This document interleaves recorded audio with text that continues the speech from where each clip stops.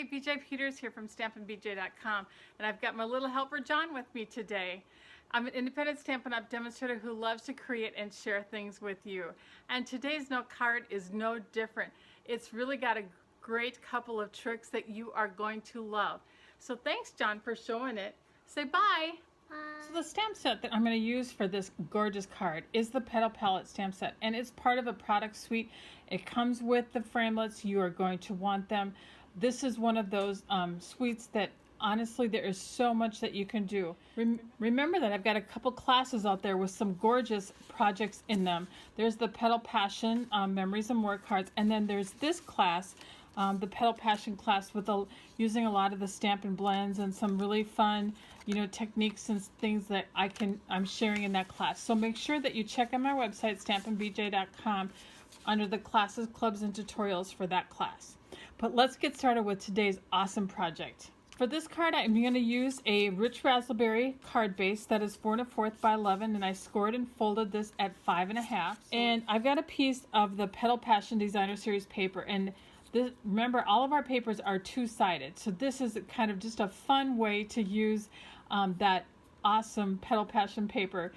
And you've seen me, use the Stampin' Blends on it, but this is kind of another way.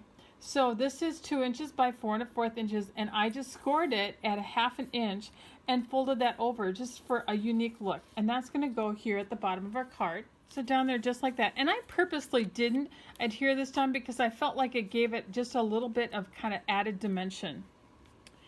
Then I've got a stitch shaped square in Whisper White. Love the stitch shapes. If you've never played with that framelit set, it's kind of one of those must-haves. And I also die cut a scallop square using the scallop layering squares framelits. And yes, you need them because look at how nice these are all, layered together. Just gives that extra little pizzazz. Then here's the really fun thing. So here's the Petals and More Thinlits dies, and one of these dies is this great little thing. But it's detailed, so again, kind of hard to adhere sometimes. So what I chose to do is take my 2 by 2 3/4 inch piece of black cardstock, and then I'm going to take the multi-purpose adhesive sheets, and I'm going to have a piece just the same size, and I'm going to adhere them together. Then I'm going to put the die on top, and I'm going to go ahead and die cut that in my Big Shot, and I'll come back and I'll show you how easy it is. So here we are, it's all die cut, and now all I have to do is peel off the adhesive on the back, and I'm going to put that right here on my stitch shaped square, and I've got perfect adhesion, and I love that. How nice is that, huh? So now I'm going to add some color to this, and I'm going to zoom in so you can kind of see this a little bit. I'll move it right up there in the center. I've got my rich raspberry and my light old olive Stampin' Blends, and I'm going to color these flowers in. I'm going to just use the brush tip end here and just go inside the outline here and color that in. It's going to be amazing. So there's the flowers, and then I'm going to come in with the darker marker and make that the center, and that's even going to pop it even more with that little hint of dark there. And then I'm just going to use the light Stampin' Blend Old Olive, and I'm going to do the leaves, just that little hint of green there. Awesome sauce. Isn't that gorgeous? You know what would make it even better? A little Wink of Stella. So just come in with that, just that kind of that shimmerific look, and it's just going to pop that right off. It just kind of enhances the Stampin' Blends. Gosh, I hope you can see how gorgeous that is. Oh, there, look at that. Perfect.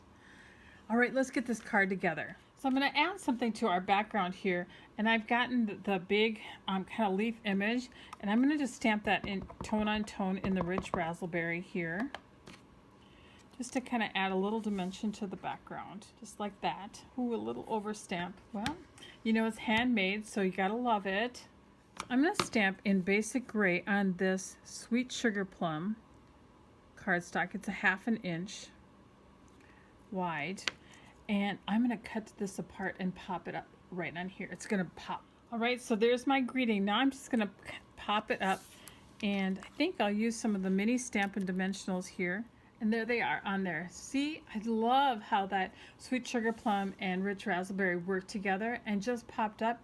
It just kind of adds just a little bit of a perfect finishing touch. What do you think of this? You know what? There's one more thing that I love to add to my cards. I'm going to use a little bit of the silver metallic thread just to play off that shimmer in the Wink of Stella a little bit.